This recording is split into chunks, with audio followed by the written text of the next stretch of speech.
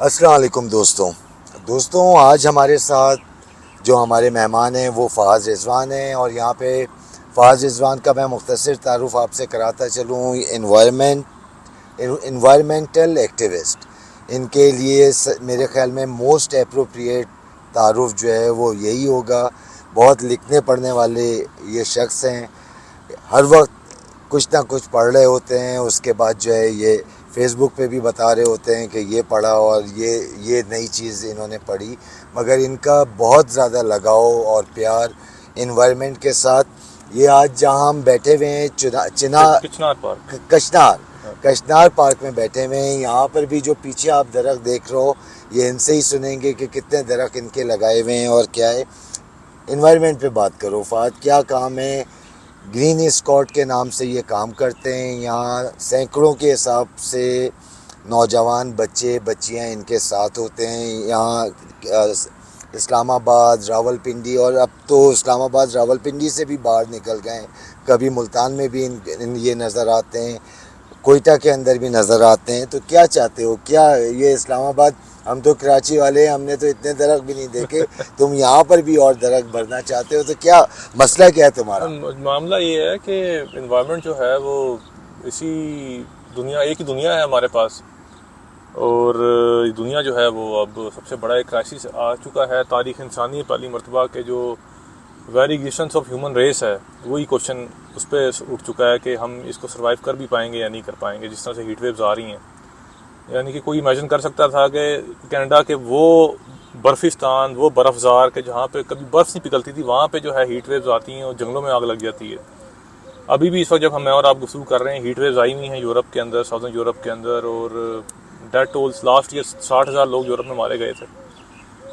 इसका मतलब ये नहीं है कि पाकिस्तान में 60,000 लोग नहीं मारे गए या हिंदुस्तान में 60,000 लोग नहीं मारे गए। यहाँ पर भी बहुत बड़ी तादाद में अमवात होती हैं हीट वेव्स के नतीजे में, मगर यहाँ पे कोई डाटा ही कहीं एग्जिस्ट ही नहीं करता। मतलब एक बहुत बड़ा चैलेंज हमें जब दरपेश होता है कि जब हम क्लाइमेट के हवाले से कोई डाटा कलेक्ट करना चाहें, कोई स्टैटिस्टिक्स हम जानना चाहें, तो हमें पता चलता है कि डाटा ही मौजूद नहीं है।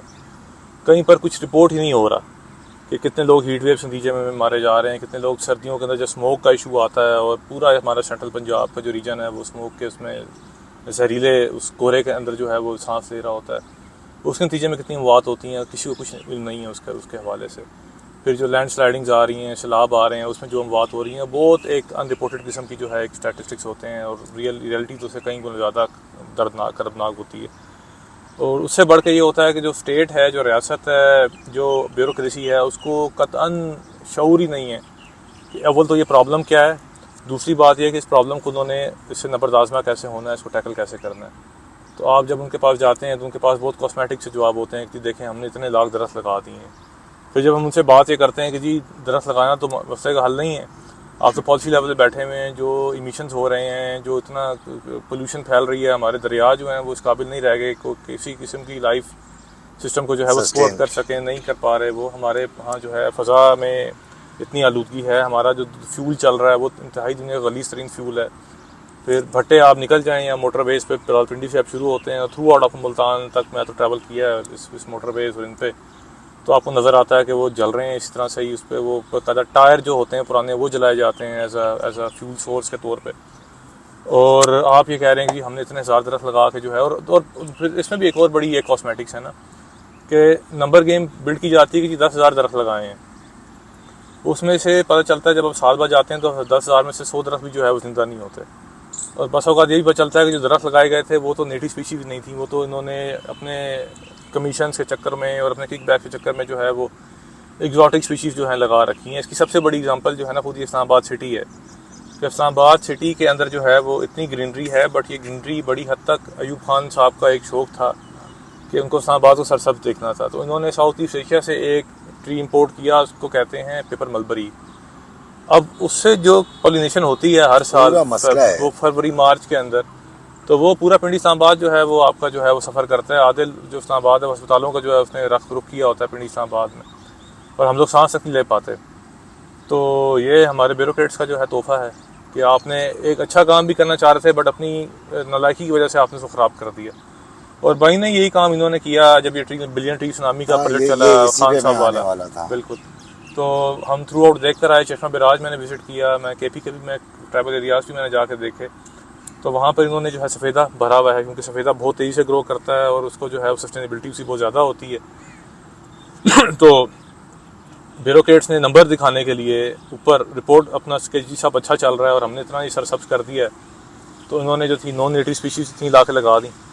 और BBC ने नेटिव और नॉन नेटिव मतलब जो दरख्त हमारे हैं जो native मकामी हो ज़मीन गए। के दरख्त थे हाँ। वो नेटिव थे। और अगर आप एग्जॉटिक ब्रीड्स ला के लगा रहे हैं यहाँ पे, सो फॉर इंस्टेंस इस्लामाबाद में अगर आप खजूर उगाना चाह रहे हैं तो ये इंतहाई किस्म की बेवकूफ़ी है ना। तो आप जब आप नेटिव फुलाई लगाएंगे तो फुलाई का दरख्त जो है ना शायद आपको 10 रुपये वाला या 20 रुपये में, 30 में, 50 में मिल जाएगा। आप कोई अच्छा साइज़ का लगाना चाहते हैं वो आपको शायद 200-250 रुपये का मिल जाएगा। बट यही अगर उसमें आप करप्शन नहीं कर सकते ना, मतलब आप 30 रुपये की चीज़ लेके आप क्या करप्शन करेंगे। बट जब आप ये कहेंगे कि जी हमने तो खजूर का दरख्त जो है हम लगा रहे हैं और हम ये पाम लगा रहे हैं, तो वो तो 30,000 रुपये का या 50,000 रुपये का आप उसको शो करेंगे और उसमें आप 10% भी कमीशन लें, तो आप देखें वो कहाँ से कहाँ जाती हैं चीज़ें। तो हमारे यहाँ पे जो सबसे बड़ा चैलेंज आ रहा है वो ये है कि जो स्टेट है इटसेल्फ, इन्होंने आजकल एक ज़माना था हमारी स्टेट ने कम्युनिज़म का खौफ बेचा दुनिया को, फिर एक ज़माना आया इन्होंने इस्लामिक फंडामेंटलिज्म और टेररिज्म का और इस्लामिक बुनियाद परस्ती का खौफ बेचा। पिछले 3-4 सालों से जब से सैलाब आने शुरू हुए हैं, और मुझे तो लगता है कि स्टेट ब्यूरोक्रेसी इंतजार में होगी कि अल्लाह करे अब की बारी एक सैलाब आए, कि आप क्लाइमेट चेंज का आपने अफसरदा हो जाते हैं, सैलाब नहीं आते तो आते हैं, क्योंकि वो फिर इमदाद आती है, एड आती है, वो चीज़ें ग्रांट्स आती हैं। तो इन्होंने बस एक क्लेशे पकड़ लिया है क्लाइमेट चेंज का, और अब ये थ्रू आउट फोरम से जाके इंटरनेशनली क्लाइमेट चेंज पे जो अपने दिखा रहे होते हैं कि जी देखें हम ये कर रहे हैं, और आप रियलिटी पे जाते हैं तो पता चलता है कि हमारे जो सिटीज़ हैं वो बिल्कुल अनसस्टेनेबल हो चुके हैं। हीट वेव्स आती हैं तो साई नाम का आपको दरख्त नहीं मिलता सड़क पे। हमारे जो बाइकर्स हैं, हमारे जो पैदल चल रहे हैं, वो बेचारे किस तरह से अजियत में वो रहते हैं। और सैलाब आते हैं तो वो शहर जो है वो आधा 2 महीने साल के जो है वो शहर डूबते हैं, और साल के 10 महीने जो है ना बेचारे वो अफसोस की पानी भी नहीं होता पीने के लिए। अफसोस की बात ये है कि सैलाब का रोना रो रहे होते हैं और अगले ही साल खुशहाली ड्रॉट।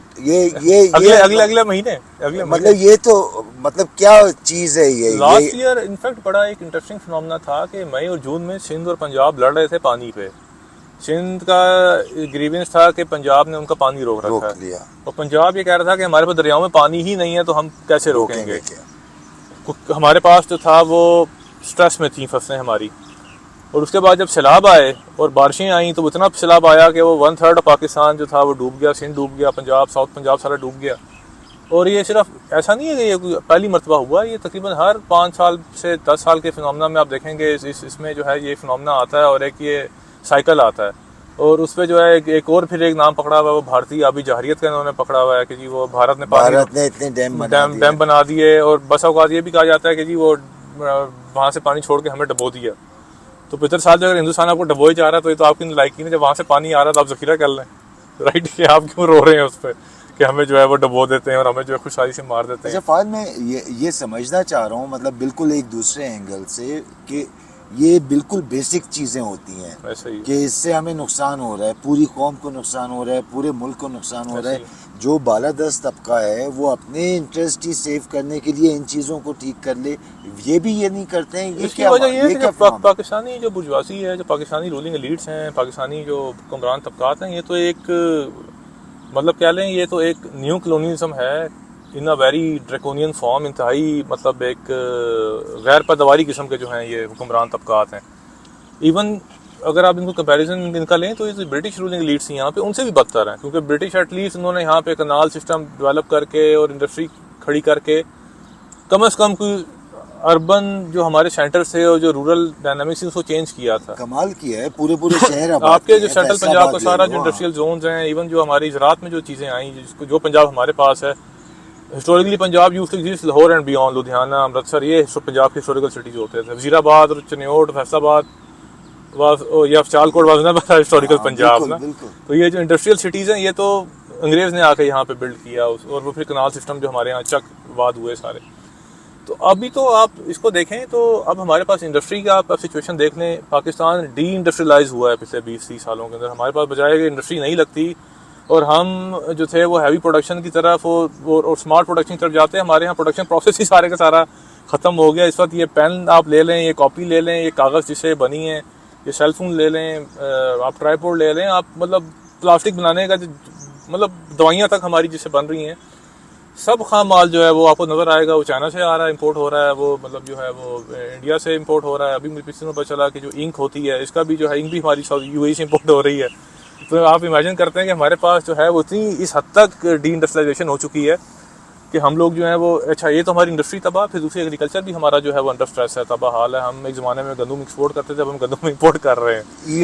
यील्ड जो है वो बर्बाद है, प्रोडक्शन नहीं ले सके। हमारी जो दूध की हमारी वैरायटी थी, ये साहिवाली ब्रीड्स और ये सारी जो थी, ये भी पीछे की तरफ जा रही हैं। तो नज़र ये आता है कि जो रूलिंग एलीट्स हैं, उन्होंने एक तो तरीक़ाकार ये है कि जो असल रूलिंग एलीट है वो तो 3 साल के लिए आते हैं अपने, जब तक वो अदारे पे रहेंगे, वो एक्सटेंशन लेके मुझे 6 साल तक रह लेंगे। तो 6 साल से आगे तो अदारे की भी पॉलिसी नहीं है।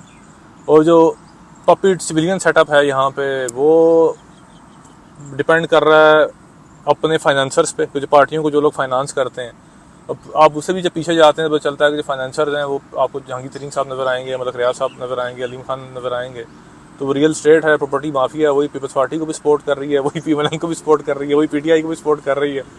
तो आपके चेहरे बदलते हैं, बस बैक एंड पे जो पॉलिसी है, आप अब देख लें कि आपके यहाँ पैसा किससे बनाया जा रहा है। तो वो यही है कि आप जंगलात काटें, आप ज़रिए राजी को तबाह कर दें, आप वहाँ पे बिल्डोज कर दें, आप वहाँ पे डीएसएस खड़े कर दें, आप वहाँ पे जो है वो बहरिया टाउन खड़े कर दें। आपका सिंध का सारा हिस्टोरिकल मतलब नेचुरल हैबिटाट तबाह, हिस्टोरिकल जो आपका एक हेरिटेज था वो तबाह, और आप वहाँ पे सबको बिल्डोज करके जो है वो आप प्लॉट बनाए जा रहे हैं, बेचे जा रहे हैं। कल माती साहब को फॉलो किया तो उसका बड़ा काम है। कल माती साहब अभी इंतकाल हुआ है उनका। ठीक है। जो सिंध की तुमने बात की, हिस्टोरिकल साइट्स कराची के अंदर, सिंध के अंदर, इसको तुम देखना, तुम्हें बहुत पसंद आएगा। ग्रेव यार्ड्स का चला था मामला, जो तालपुरों के लोगों के वक्तों के थे, उसको कैसे इन्होंने चौकंडी है, खैर चौकंडी तो अलग है, मगर पीछे भी थे और उसके ऊपर भी जो है आजकल एक और बड़ी अच्छी थरपाकर में एक हैबिटाट है, उसका नाम मेरे से निकल रहा है, करंजार करके समथिंग, क्या है, कलंझर समथिंग करके है, और वो बहुत खूबसूरत जगह है सिंध में। उसको भी सिंध गवर्नमेंट का आया हुआ था टेंडर कि इसको भी जो है यहाँ पे माइनिंग की जाए और यहाँ से जो है वो रिसोर्स एक्सट्रैक्ट किए जाएं।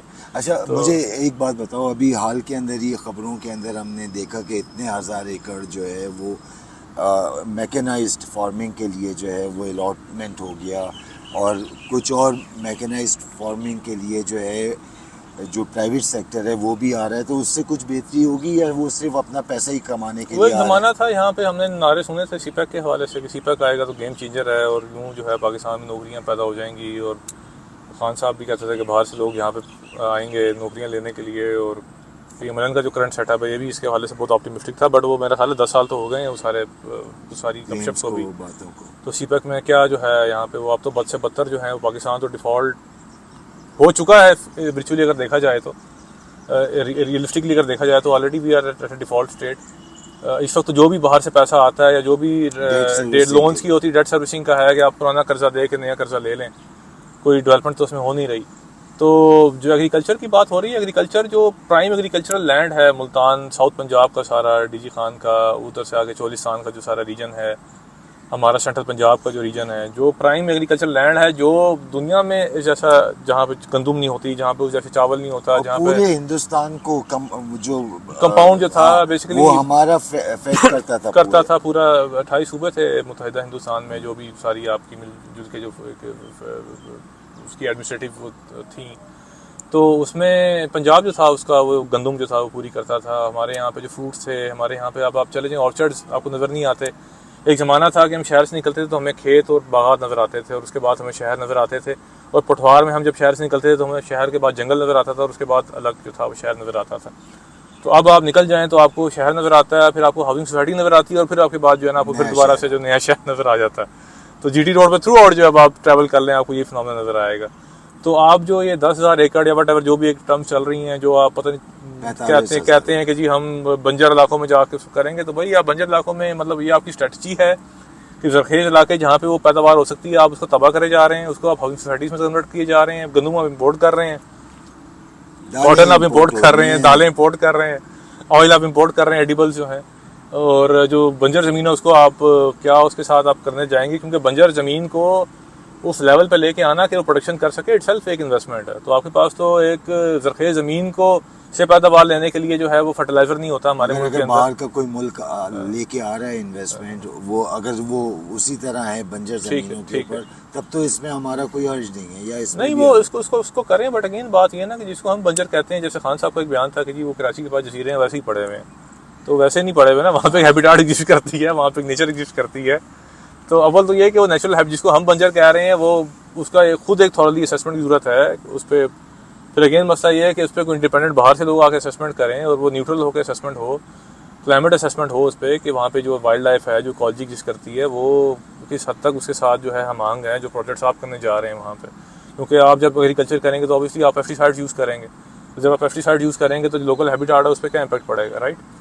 तो बजाय ये कि आप उस तरफ जाएं और एक हैवी इन्वेस्टमेंट तरफ जाएं, आप जो ये करंट हमारे एग्रीकल्चर पैचेस हैं जो कि दुनिया का ज़ख़ीर तरीन हमारे पास जो लैंड है, हम वहाँ पे इन्वेस्टमेंट क्यों नहीं लेके आते? यानी कि हम अपने किसानों को क्यों नहीं, सोलर्स जो हैं वो उन पर क्यों नहीं इन्वेस्ट कर रहे? हम अपने किसानों को जो है वो चीप फर्टिलाइजर क्यों नहीं दे रहे? अच्छा, यहाँ पे मैं तुम्हें रोकूंगा। ये किसानों को जो है आप सब्सिडी दो, मगर किसान क्या डायरेक्ट उन तक सब्सिडी पहुंचेगी या फ्यूडल्स को ही पहुंच के बंद हो ये भी जाएगी? एक यहाँ पे जिसे मैं अगर बहुत ही क्रूड अंदाज में और बहुत ही रॉ अंदाज में बात करूँ तो वो होता है कि दिहाड़ी लगाने का तरीके वारदात है कि स्टेट ये कहती है कि जी हम सब्सिडी दे रहे हैं खाद वालों को, एग्जैक्टली मैं यही बात हम करना चाहता सब्सिडी दे रहे हैं जनाब अली सोलर्स वालों को ना, तो आप जो हैं वो डायरेक्ट किसान को सब्सिडी क्यों नहीं दे रहे? आप उस डिपो के अंदर किसान आए और अपनी मलकियत जो उसके पास जेरे काश रखता है वो दिखाए और उस हिसाब से वो अपनी खाद परचेज करे और उस पर आप 10% 20% जो भी आपने सब्सिडी देनी है आप उसको दे दें। आप खाद फैक्ट्री को जो है सब्सिडी क्यों दे रहे हैं? और अच्छा फिर इंटरेस्टिंगली आपके खाद फैक्ट्रीज को, फर्टिलाइजर्स को सब्सिडी देने के बाद क्या फर्टिलाइजर की कीमत कम हो गई है? तो इसका जवाब है नहीं।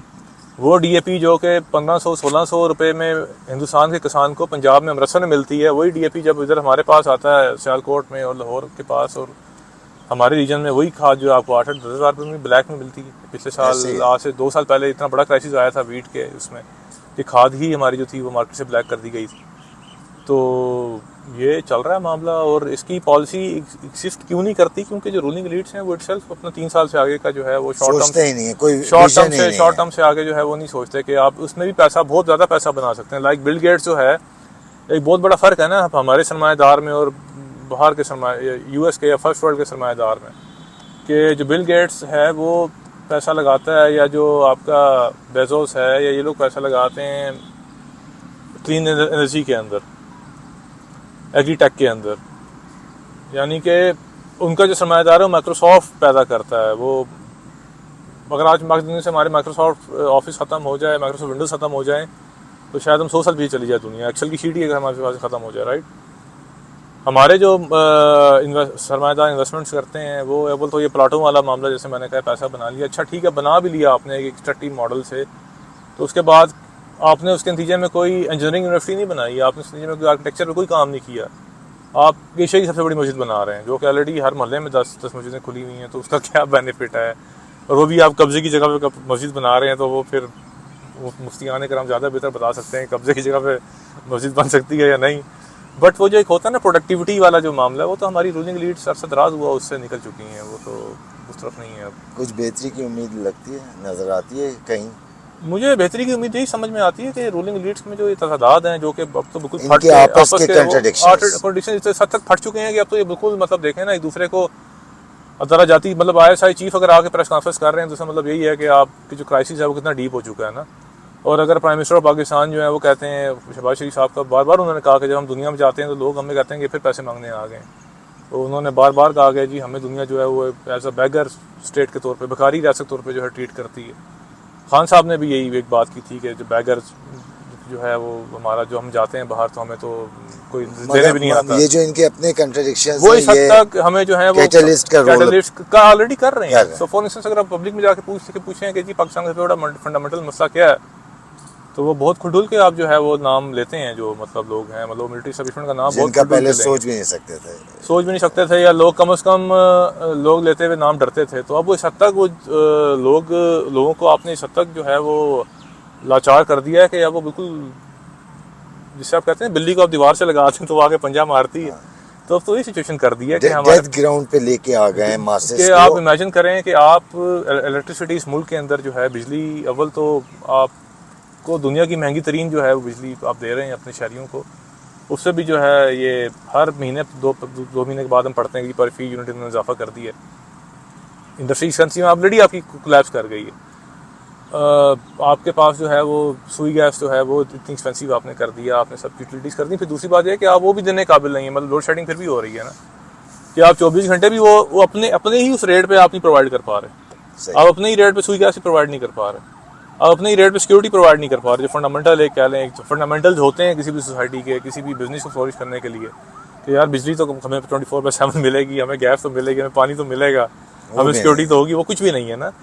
तो I am very much optimistic के तजादात उस तरफ जाएं कि कोई जा रहे हैं, बहुत तेजी तरफ से जा रहे हैं कि अल्टरनेटिव पे प्रॉपर फिर बात हो, कि हम फिर बैठें और बात करें कि भाई आप जिस तरीके से 50 साल चलाते आए हैं मुल्क को, आपने यहाँ पे ला खड़ा किया, और आपने ही ला खड़ा किया ना, किसी कोई मजदूर या कोई किसान या कोई आम मिडिल क्लास का बंदा तो ऊपर नहीं गया। आप ही की फ्यूडल्स हैं, आप ही की जर्नल्स हैं, आप ही अंदर बंद कमरों में बैठ के फैसले करते थे। नतीजा आपके सामने है जो हो रहा है।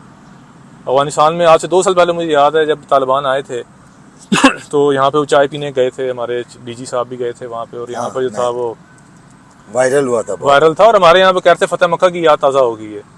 और अब रिसेंटली जो आर्मी चीफ साहब का बयान आया हुआ था जी कि वो हमारे पे जो है वो जहरियत कर रहा है अफगानिस्तान, और तालिबान जो है वो आलमी माहिदों की पासदारी करें, दोहा एग्रीमेंट की पासदारी करें। तो इमेजिन करें ना कि आप जो कि अपने आप को अकल कुल समझ के पॉलिसीज बनाते रहे हैं और अभी भी बना रहे हैं, सही, उसका इम्पैक्ट ये क्या आ रहा है कि आपका हर आने वाला जनरल जो है पिछले जनरल को काफ़ी गाली दे रहा है, ठीक, कि जो पुरानी पॉलिसी थी वो ठीक नहीं थी। चलें, ये सारी बातें हुई फाद, इसको हम रैप अप करते हैं, रैप अप की तरफ जाते हैं। मुझे ये बताओ कि तुम्हारी कॉल के ऊपर जब भी तुम कॉल देते हो, सैकड़ों के हिसाब से मैंने लड़के लड़कियां बच्चे बच्चियां तुम्हारे साथ आके खड़े होके और ज़मीन खोदते हुए देखा, दरख्त लगाते हुए देखा।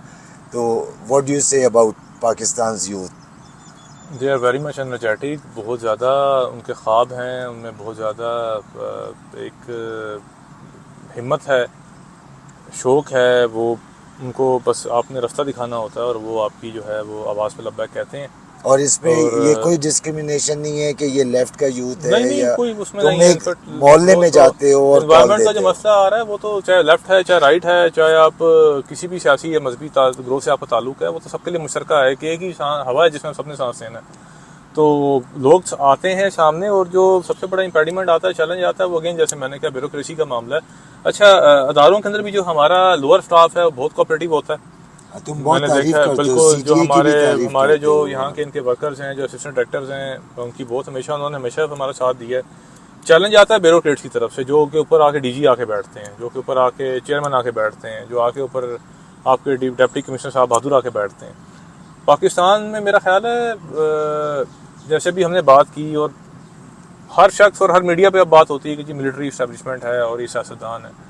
तो अगर आप बाहर जाके बात करेंगे तो 10 में से 8 लोग जो है ना, पहले वो कहते थे कि सियासतदान मसला है, 2 लोग कहते थे आर्मी मसला है। अब इमरान खान साहब ने जो है ना वो हालत इस तरफ पहुंचा दी है कि अब 8 लोग कहते हैं कि जी मिलिट्री मसला है और 2 लोग कहते हैं कि सियासतदान मसला है। एक जो तीसरी एक बड़ा एक जो मसले की वजह है वो हमारी सिविलियन ब्यूरोक्रेसी है, जो अब सच्चाई जो कि हमारी ब्रिटिश एरा की जो सबसे कह लें गलीज़ तरीन बाक़ियात में से एक अगर कुछ है तो वो मैं कहता हूँ सिविलियन ब्यूरोक्रेसी है यहाँ पे। और ये लोग जो है ना, ये वो क्लास ऑफ रूलिंग एलीट है जो कि हमेशा इक्वेशन से निकल जाती है कि गाली पड़ेगी फौज को पड़ेगी, गाली पड़ेगी तो सियासतदान को पड़ेगी, और कोई भी जो है ना सिविलियन ब्यूरोक्रेसी को आके नहीं पूछता कि ये लोग क्या कर रहे हैं। और आप मतलब ठीक है, एक तो वाटर पॉलिसी के मामला हैं, बट 98% मामला में जो आम जो शहरी है उसका वास्ता इसी ब्यूरोक्रेसी से पड़ता है अपने रोज़मर्रा के मामला में। अभी मुल्तान का हमने एक वो हमारे बाहर में एक पाकिस्तानी डॉक्टर्स की एक एसोसिएशन थी यूएई के अंदर, उन्होंने, और यूएई का भी एक क्लाइमेट पेन का इनिशिएटिव है, तो उन लोगों ने मिलकर जो था मुझे उन्होंने स्पॉन्सर किया कि जी हम मुल्तान में कुछ करना चाहते हैं। वो मुल्तान के डॉक्टर्स थे, पाकिस्तानी एक्सपेट्रिएट्स, और मुल्तान का जो टेरन था वो हीट के हिसाब से, इंटेंसिटी के हिसाब से देखें तो वो बहुत हद तक यूएई के साथ मिलता जुलता है, खुश्क है वो बहुत ज़्यादा। तो इन्होंने कहा कि जी हम मुल्तान सिटी के लिए कुछ करना चाहते हैं। तो मैंने वो सारा प्लान किया, ड्राफ्ट किया, सब चीज़ें मैंने डिज़ाइन करके वो सब कुछ करके मैंने इम्प्लीमेंटेशन की तरफ जब किया, तो PHA जो पंजाब हॉर्टिकल्चर अथॉरिटी है जो कि सारा ये देखती है प्लांटेशन ड्राइव सारा सिटी के अंदर हो रही है, तो उनको बहुत मुश्किल से मुझे कायल करना पड़ा कि सर लोगों को शेड चाहिए, आप जो ट्रीज़ लगा रहे हैं ये नॉन नेटिव स्पीशीज़ हैं, इसका कोई बेनिफिट नहीं है आम आवाम को।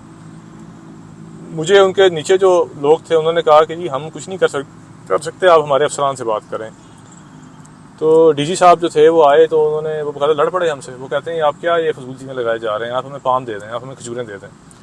तो मैंने उनको समझाया कि सर ये पाम जो है ये तो हीट वेव आएगी, वो जल जाएगा, और खजूर से क्या साया मिलेगा जो बेचारा आम सड़क पे तो इंसान जा रहा है।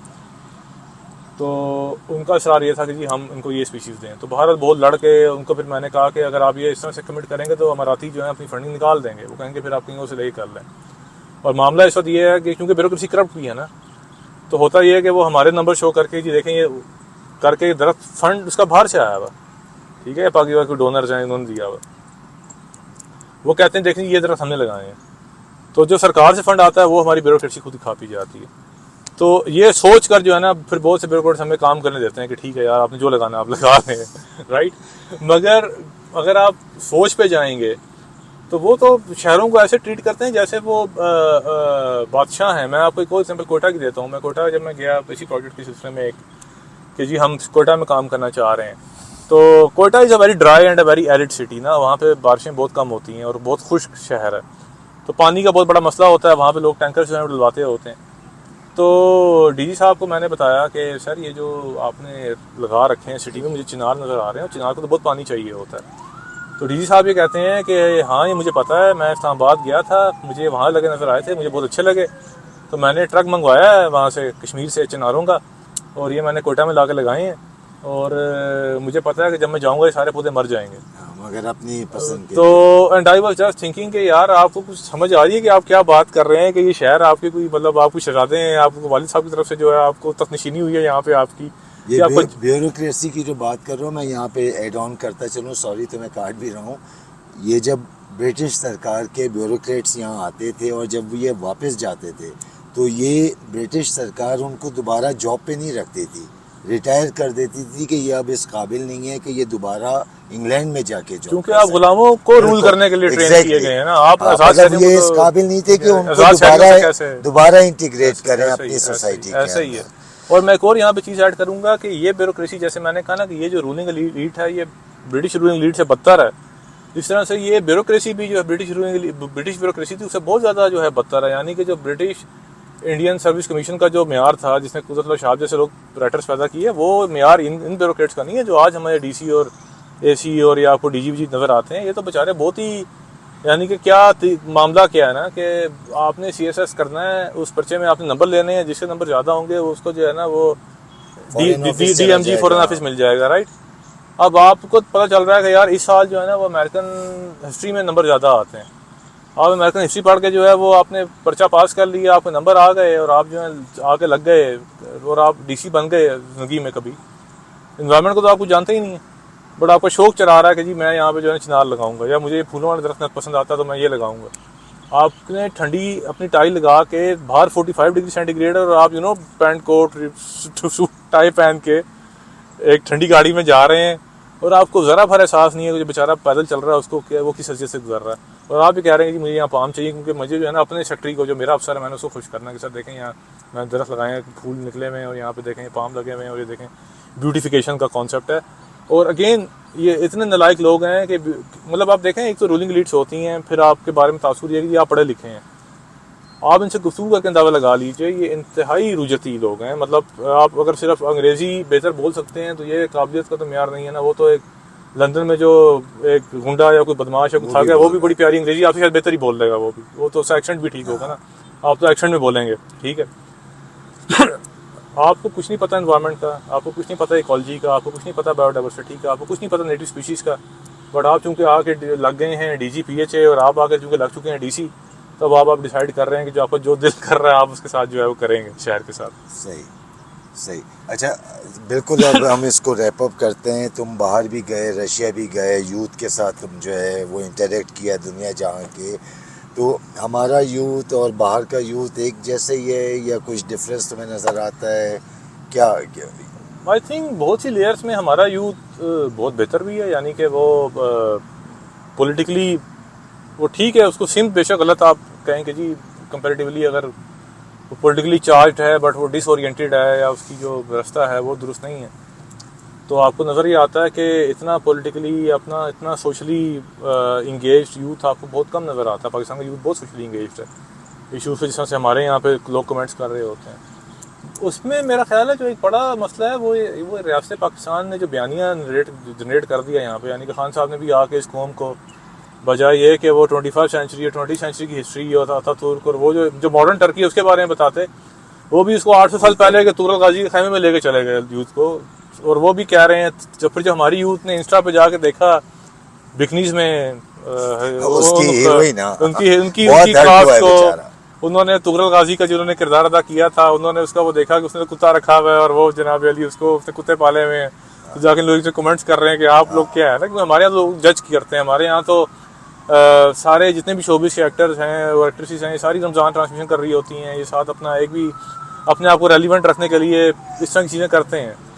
तो जो एक मुझे फिर नज़र ही आया बाहर भी जाके भी और यहाँ भी जब मैं देखता हूँ तो आपको बहुत लगता है कि ये 100 साल या 200 साल पीछे हैं दुनिया से। राइट के जो हमारा जो यूथ है वो भी सदियों पुराने उन नज़रियात का असीर है जो कि दुनिया में ऑब्सलीट हो चुके हैं। खुद तुर्कों ने मतलब एक बहुत पॉपुलर नैरेटिव यहाँ मिडिल क्लास नौजवानों में था कि जी ऑटोमन एम्पायर रिवाइव हो जाए, खिलाफत एम्पायर रिवाइव हो जाए। Khilafat was buried by Turks themselves, तुर्कों ने खुद दफन की थी ऑटोमन खिलाफत थी, वो पूरी स्ट्रगल हुई उसके खिलाफ। तो तुर्क जो थे हीरो हैं वहाँ पे, तो सारी मूवमेंट ही उस सारे जबर से तोड़ने के लिए थी। ईरान में इतनी बड़ी मूवमेंट्स चल रही हैं ऑलरेडी, पिछले दिनों चली भी, तो वो भी सेकुलराइजेशन की तरफ लेके जाते हैं। तो हम लोग सऊदी अरब सबसे बड़ी जो मुझे जो एक बड़ा काम हुआ है, एक जो मुझे मतलब कह लें जो वाकई एक ग्राउंड पे जो तब्दीली नजर आती है। Last year I was in Switzerland, तो वहाँ पे उसी समिट में मैं गया हुआ था, तो सऊदी खवातीन के साथ मेरा इंटरेक्शन हुआ वहाँ पे। तो I was just turn to see them कि इतना तब्दीली जो है वो कम से कम, और वो खुद कहती हैं कि हम अपनी ज़िंदगी में एक्सपेक्ट नहीं कर रहे थे कि चीज़ें हो जाएंगी इस तरह से। तो दुनिया की जो सिमत है वो आपको अगर लगेगा ना कि वो मशरिक में है, तो ये लोग जो हैं ये किसी और तरफ जो है वो इनका रुख जो है ना बिल्कुल 180 डिग्री पे एक मुखालिफ सिमत में है। तो वो सिमत मेरा ख्याल है इसकी दुरुस्त करने की ज़रूरत है, अदरवाइज़ तो। और ये सिमत दुरुस्त कैसे होगी? सिमत यही जो अभी तो अब तुमने बताया कि कंट्रडिक्शंस जो हैं यही चीज़ों को आहिस्ता फॉर इंस्टेंस में जैसे देखें ना, आज से कॉन्ट्रडिक्शन कितनी अब आज के ज़माने में तेज़ हो गई हैं कि 40 साल लगे हमें ये समझने में कि 1980s में हुआ था वो जिहाद नहीं था, वो फसाद था। अफगानिस्तान में जो कुछ हुआ और अमेरिका ने जो कुछ हमारे साथ किया वो कोई इस्लाम की मोहब्बत में, या इस्लाम नहीं बचाया अफगानिस्तान ने। बेसिकली कम्युनिज्म से लड़ाई थी, उनको किराए के टैटू चाहिए थे, आपने पैसा ले गए, दहशतगर्द ट्रेन किया आपने, वहाँ पे बेड़ागर कर दिया अफगानिस्तान का भी, यहाँ के भी पश्तूनों का, पाकिस्तानी का बहसियत मजमूई। 40 साल लगे। बाजवा साहब ने कहा कि जी पॉलिसी गलत थी ज़ियाउल हक साहब की, और अमेरिका ने खुद एक्सेप्ट किया, अमेरिका ने एक्सेप्ट किया, सऊदी अरब ने एक्सेप्ट किया कि जी ये सारा कुछ जो कुछ हुआ था वो एक खास पॉलिटिकल एजेंडा था जिसके पीछे जो कुछ हुआ। बल्कि इनफैक्ट इस हद तक हुआ कि वो राब्ता इस्लामी जो एक होती थी, इसमें मुफ्ती महमूद साहब भी थे, मौलाना फजल रहमान साहब के वालिद, इनको कबर का कुतबा चेंज करना पड़ गया क्योंकि कबर पर लिखा हुआ था कि वो मेंबर थे राब्ता इस्लामिया के। फिर जब पता ये चला कि राब्ता इस्लामिया को तो फंड UCIA ज़माने में करती थी कम्युनिज्म के खिलाफ, उन्होंने वो तख्ती चेंज करवा दी अपने वालिद की कबर की भी ना। तो ये इस लेवल पे जाके 40 साल लगे इस सारी गेम को अनफर्ल होने में। हमारे यहाँ एक तहरीक पैदा हुई यहाँ पाकिस्तान में, तहरीक लब्बैक या रसूलुल्लाह पाकिस्तान TLP करके, खादिम रज़ी साहब उसके थे, रूए नवाज थे। नवाज शरीफ साहब की गवर्नमेंट थी, धरने होते थे, तो उसमें कहा गया कि जी क्योंकि PMLN को जो था उस वक्त क्रश करना था और पॉलिटिकल एजेंडा ये था कि इनको जो है थोड़ा सा वो किया जाए। तो उससे जो DG ISPR थे उन्होंने कहा कि जी ये तो मुजाहिदीन ख़त्म नबूवत है और हम आर्मी जो खुद मुझे ख़त्म नबूवत की मुहाफ़िज़ है, राइट। उसके बाद जब PTI गवर्नमेंट आई और आपको याद होगा जब पहला धरना आया खादिम रज़ी साहब का, तो वही DG साहब थे, वही ISPR थे, उन्होंने कहा कि फसाद फिल अर्ज़ के मुर्तकिब हो रहे हैं। यानी कि 2 साल के अंदर हमने देखा कि आपको नैरेटिव कैसे जिनको आप चेंज हो गया, 180 डिग्री में शिफ्ट हो गया कि जिनको आप मुजाहिद ख़त्म नबूवत कहते थे, आपने कहा कि फसाद फिल अर्ज़ के मुर्तकिब हो रहे हैं। सही बात, राइट। 2 साल पहले आप कहते थे जब तालिबान ने वहाँ पे टेक ओवर किया, कहते थे फतेह मक्का की याद ताज़ा हो गई है और पाकिस्तान की जो है सारी मसाइल का हल जो है वो हो गया, दहशतगर्दी का खात्मा हो जाएगा, और इंडिया बैठा हुआ था, अमेरिका बैठा हुआ था, इसराइल बैठा हुआ था। आज 2 साल के बाद ना वहाँ पे इंडिया, ना वहाँ पे अमेरिका, ना वहाँ पे इसराइल है। आप भी के लाए हुए शहजादों की हुकूमत है वहाँ पे, और अब वो आप ही को मार रहे हैं और आप दुनिया से जो है चीखें मार रहे हैं कि जी हमें मारा जा रहा है, हमें आगे बचाएं। आर्मी चीफ जो है वो कह रहे हैं कि जी तालिबान दोहा मुज़ाकरात में जो कुछ उनके साथ तय पाया था उसको यकीनी बनाएं, वो हमें साथ ताउन नहीं कर रहे। तो नैरेटिव इस तरह से जो है वो इतना फास्ट तब्दील हो रहा है दाइश जब खड़ी हुई दौलत इस्लामिया, तो एक बहुत यहाँ पे एक तबका फिक्र था जो कहता था खिलाफत बहाल होगी है, मसले हल हो जाएंगे। और बाद में जब उसका उन्होंने रियल इम्पैक्ट देखा कि गजरें कटी और जिस तरह से वो एक ब्रूटल एक ब्रूटैलिटी थी, शेयर ब्रूटैलिटी थी, तो उन्होंने खुद ही लाताल्फी का इजहार किया कि ये तो ख्वारिज हैं और ये तो बिल्कुल जालिम लोग हैं, इनका तो कोई इस्लाम से ताल्लुक ही नहीं है, ये कोई खिलाफत भी नहीं है। तालिबान से भी आपने उम्मीदें बांधी, तालिबान ने भी आपको मायूस किया। यहाँ पर एक ज़माने में MMA की हुकूमत आई थी तो लोग बड़े चार्ज थे। तो मेरा ख्याल है वो जो सारा नरेटिव है राइट विंग का, वो हिस्टोरिकली अपना जो है ना वो कोलैप्स होता चला जा रहा है। और आगे जो है अच्छा देखते हो कि चीज़ें ग्रेजुअली स्लोली मतलब हम आ जाएंगी, तारीख़ इंसानी का मुताला करें तो तारीख तो हमेशा रुकी नहीं रुकी है, नहीं है, वो आगे जाएगी। ही बढ़ी है और बेहतरी की जानी भी बढ़ी है। वो बात दुरुस्त है, वो लेनिन जो कहते हैं कि तारीख जो है हमेशा कभी भी एक लीनियर उसमें तो नहीं बढ़ती, उसमें पिट्स भी आती हैं, कभी जैसे नीचे भी ऊपर जाती है। तो अफगानिस्तान का जो 60 से अफगानिस्तान था, आज से कंपैरिजन करें तो नॉस्टैल्जिया आपको जो है फील होता है कि ये भी अफगानिस्तान था। या हम अपने कराची की जब वो देखते हैं तो ज़ियाउल हक जो था वो एक आए उसमें पिट थी हमारे लिए, बट ऑब्वियसली वो एक सुबह होगी और वो लॉन्ग टर्म में अगर आप देखें और वो हम भी देखेंगे इंशाल्लाह देखेंगे होपफुली। चले रिफात, बहुत शुक्रिया टाइम देने का, बहुत शुक्रिया। और आपसे इसी तरह मिलते रहेंगे। कराची जब भी आओ, कोई भी प्रोजेक्ट लेके आओ, मैं और मेरी टीम हाजिर प्रोजेक्ट है। तो जो है ना वो मैं अगेन दोस्तों से एक आखिरी बात ये करूंगा कि प्रोजेक्ट जो है ना वो कभी भी डेवलपमेंट सेक्टर में एनजीओ ने बड़ा इसका वो बहुत एक काम खराब किया हुआ है ना। नहीं, तुम्हारा प्रोजेक्ट की मैं बात तो कर नहीं रहा उसका हूँ मैं ही कहूँगा प्रोजेक्ट जो है ना वो कराची वाले खुद ही बनाएंगे। आप लोग बाहर निकलें, आप लोग फंड रेज करें, आप मैं अपनी टेक्निकल एक्सपर्टीज दे सकता हूँ, मैं जाके ये किसी को करेंगे, बहुत जल्दी करेंगे। मैं किसी को आपसे जाके किसी सरकार के किसी अफसर के साथ जाके हाथ जोड़ सकता हूँ कि सर आप मान लें आप अंदर ठंडी गाड़ियों में बैठे होते हैं, तो बाहर जो बेचारा धूप से में जलील हो रहा है, ख्वार हो रहा है, अजियत से रहा है, उसको साया चाहिए। ये फायद ये बहुत खली आप जल्दी जो है आपसे दरख्त जो लगा है बात करते हैं, कुछ मामला इस तरह बढ़ाते हैं कि आपको कराची बुलाएं और वहाँ कराची की सड़कों पे हम जो है मिलके मैं लगाते हैं। मैं चाहूँगा। बहुत शुक्रिया। थैंक यू भाई, थैंक यू। मेहनत कशी इस दुनिया से जब अपना हिस्सा मांगेंगे, एक बाग नहीं एक खेत नहीं हम सारी दुनिया मांगेंगे, एक बाग नहीं एक खेत नहीं हम सारी दुनिया मांगेंगे।